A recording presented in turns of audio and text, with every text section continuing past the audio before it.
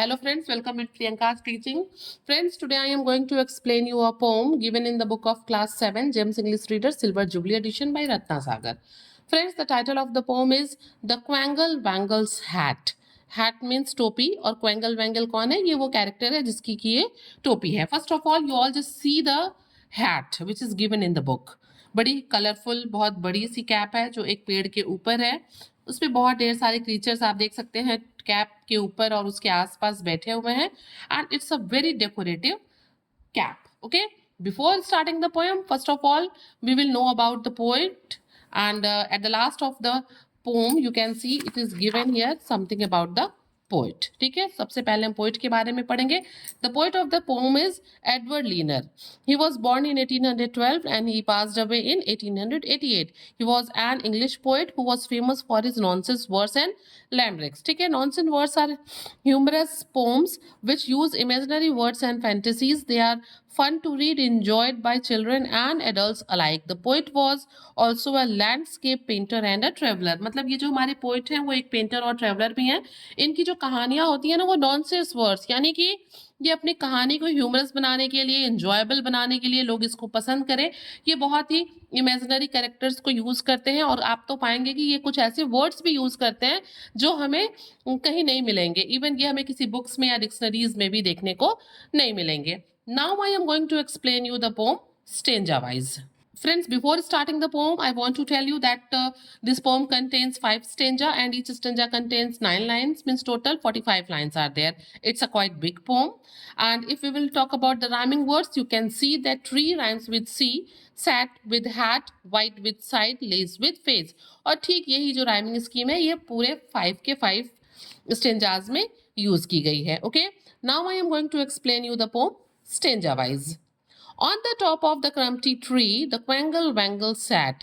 Friends, देखिए सबसे पहले तो ये जिसकी बात हो रही है क्वेंगल वैंगल, ये ना ही किसी बर्ड का नाम है, ना ही किसी एनिमल का नाम है, ना ही आपने कभी किसी ह्यूमन बींग का नाम भी क्वेंगल वैंगल सुना होगा. और ये हैट किसकी है? ये क्वेंगल वैंगल की हैट है. यानी कि जो क्वेंगल वैंगल है ये भी एक इमेजिनरी क्रीचर है जिसकी की ये टोपी है. और यहाँ पे जिस पेड़ की बात हो रही है ना, क्रम्पटी ट्री, ये भी एक इमेजिनरी ट्री है. तो पोइट हमसे कहते हैं on the top of the क्रम्पटी tree the quangle wangle sat, की क्रम्पटी ट्री के बिल्कुल टॉप पे, बिल्कुल ऊंचाई पे जाके कौन बैठा हुआ है? Quangle wangle. But his face you could not see on account of his beaver hat. लेकिन आप, वो सबसे ऊपर तो जाके बैठा है बट आप उसके फेस को नहीं देख सकते. क्यों? क्योंकि उसने एक बीवर हैट, एक फर वाली टोपी जो है उसने लगा रखी है, जिसकी वजह से आप उसके फेस को नहीं देख सकते. For his hat was 102 feet wide with ribbons and ribbons on every side. और पोइट यहाँ पे आगे कहते हैं कि आप उसके फेस को इसलिए भी नहीं देख पा रहे हैं बीवर हैट की, क्योंकि वो बहुत बड़ी, बहुत वाइड, बहुत चौड़ी उसकी जो हैट है. कितनी चौड़ी है? 102, 102 फीट चौड़ी उसकी हैट है. और उस पर बहुत ढेर सारे with ribbons and ribbons on every side, उसके चारों तरफ जो है ऐसे रिबन्स ऑन रिबन्स लगे हुए हैं. रिबन तो आप जानते हैं, रिबन्स भी उसी तरह के डेकोरेटिव आइटम्स होते हैं. And bells and buttons and loops and lace so that nobody ever could see the face of the quangle वैंगल.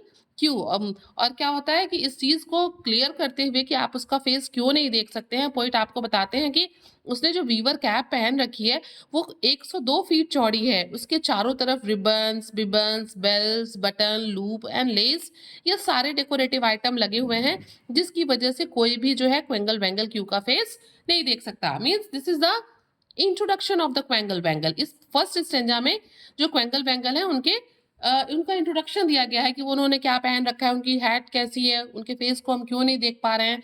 Now come on the second stanza. The quangle wangle said to himself on the क्रम्पटी tree. अब देखिए यहाँ पे second stanza में क्वेंगल वैंगल खुद से ही कुछ कह रहे हैं. Jam and jelly and bread are the best of food for me. कि मतलब मेरे लिए सबसे बेस्ट खाना क्या है? मेरे लिए सबसे बेस्ट खाना है जैम, जेली, ब्रेड. मतलब ये चीजें मुझे खाना पसंद है और ये मेरे लिए सबसे बेस्ट मील है. But the longer I live on this crumpty tree, the plainer than ever it seems to me. वो कहता है कि जितना लंबे समय तक मैं इस क्रम्पटी ट्री पे रह रहा हूँ, ठीक है? The plainer than ever it seems to मी।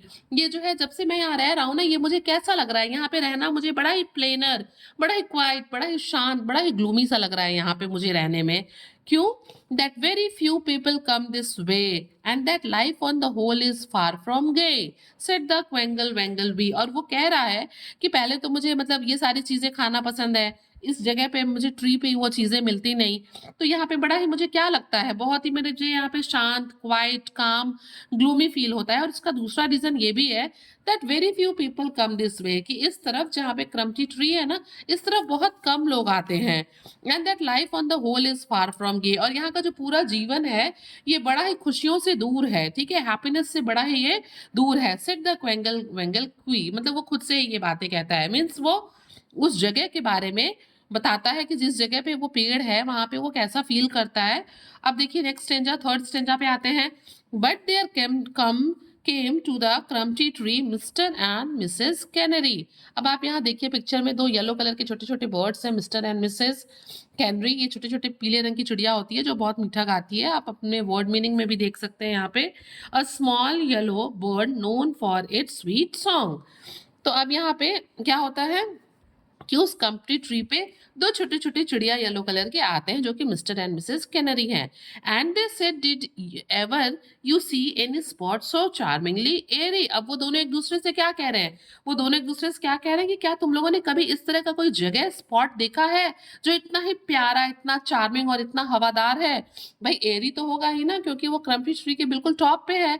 तो जो कैनरी बर्ड्स हैं वो एक दूसरे से कहते हैं कि क्या तुम लोगों ने कभी ऐसा कोई जगह स्पॉट देखा है जो इतना हैप्पीनेस से भरा हुआ है, इतना प्यारा है और इतना हवादार है। May we build a nest on your lovely hat, Mr Wangle grant us that. और फिर उसके बाद जो है वो क्वेंगल वेंगल से परमिशन मांगते हैं कि क्या हम आपके हैट पे अपना नेस्ट यानी कि घोंसला बना सकते हैं। ओ please let us come and build a nest of whatever material suits you best, Mr Quangle Wangle क्वी।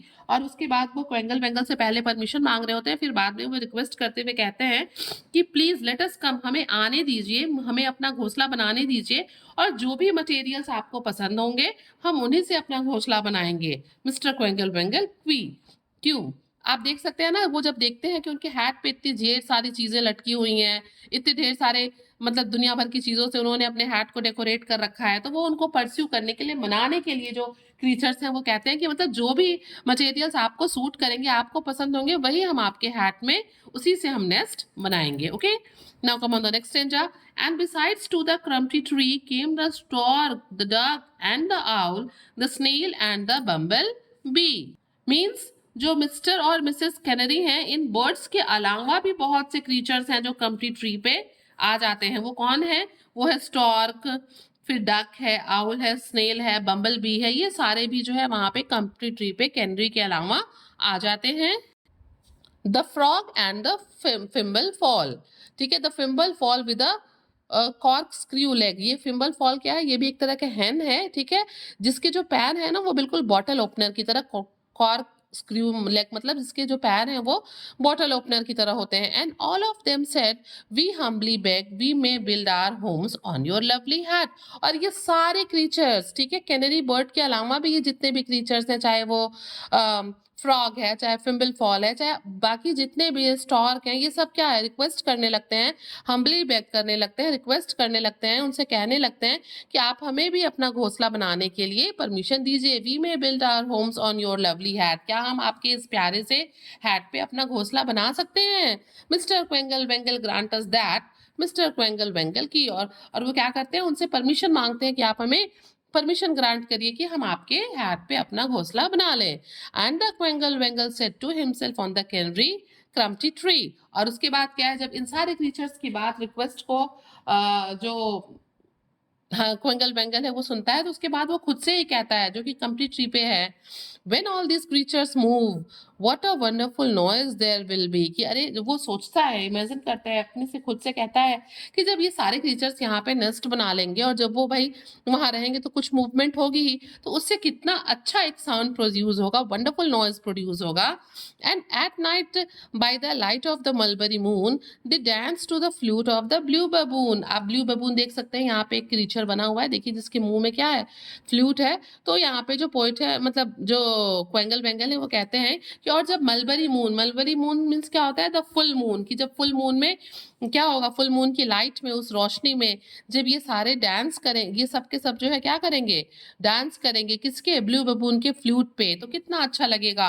On the broad green leaves of the क्रम्पटी Tree, जब ये सारे जो है ब्लू बबून के फ्लूट के धुन पे, ये सारे बड़ी बड़ी पत्तियों पे जब डांस करेंगे क्रम्पटी ट्री पे, तो मीन्स कितना ही ये प्लीजेंट होगा इसको देखना। And all were as happy as could be, और ये जितने खुश हो सकेंगे ऐसा करके, वो खुश होंगे विद द क्वेंगल वेंगल की, किसके साथ, क्वेंगल वेंगल के साथ। तो फ्रेंड्स आप देख सकते हैं कि किस तरीके से एडवर्ड लियर ने अपने इस इमेजिनरी कैरेक्टर के हैट को, क्वेंगल वेंगल्स के हैट को इसमें डिस्क्राइब किया है कि कितना ये डेकोरेटिव था, किस तरीके से ये क्रम्पटी ट्री के ऊपर होता है, किस तरीके से पहले ये खुद को बताता है कि वो वहां पे थोड़ा ग्लूमी फील कर रहा है, क्वेंगल वेंगल वहां पे थोड़े ग्लूमी फील कर रहे हैं क्योंकि वो वहां पे अकेले हैं, ठीक है। एंड लिटर ऑन क्या होता है, बहुत ढेर सारे बर्ड्स क्रीचर्स वहां पे आते हैं जो कि रिक्वेस्ट करते हैं क्वेंगल वेंगल से कि वो उनको परमिशन दे कि वो अपना नेस्ट वहां पे बनाए। एंड लिटर ऑन क्वेंगल वेंगल भी सोचता है कि भाई मैं इतने दिनों से यहाँ पे अकेला था, अगर ये यहाँ पे रहते हैं, कुछ मूवमेंट प्रोड्यूस करते हैं, तो उससे जो नॉइज प्रोड्यूस होगा वो कितना वंडरफुल होगा, ठीक है। So friends, I can't say that any moral is there in the poem, but if you like the explanation, please do share to others, and very thank you for watching.